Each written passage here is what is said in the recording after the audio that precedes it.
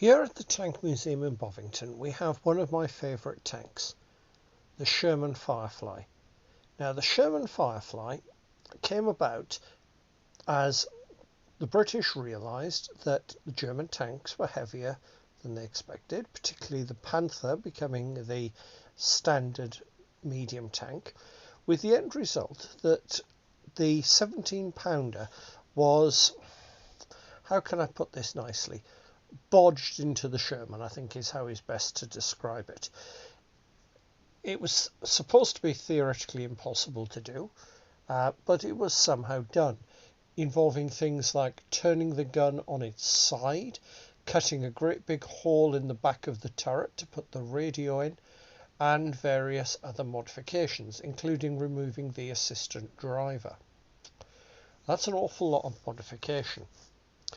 So this particular model is the VC version. V was the Sherman M4A4, which can be identified by the lengthened hull because of the bigger engine, and you can spot this by the extra road wheel gap. Now you can see on the back there we've got what's known as the blanket box. That was intended to carry extra supplies. You can see there the extension on the rear of the turret and the gaps between the wheels. The other key modification was the bow machine gun was removed, and you can see there it's been blanked out. That gun really made the vehicle stand out, and in some versions or some paint schemes you'll see they've actually painted the underside of the barrel to look like the sky. Now this particular example has been painted up as part of the Guards Armoured Division, and it's painted up as it was for the first vehicle crossing over the bridge at Nijmagen during the Wall crossing,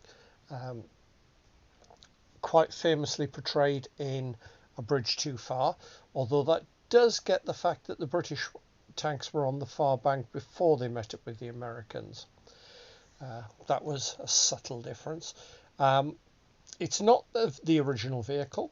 It has just been painted up as that. The actual service history of the vehicle here is unknown, unfortunately. But it's a fascinating example of British engineering bodging something that worked very well.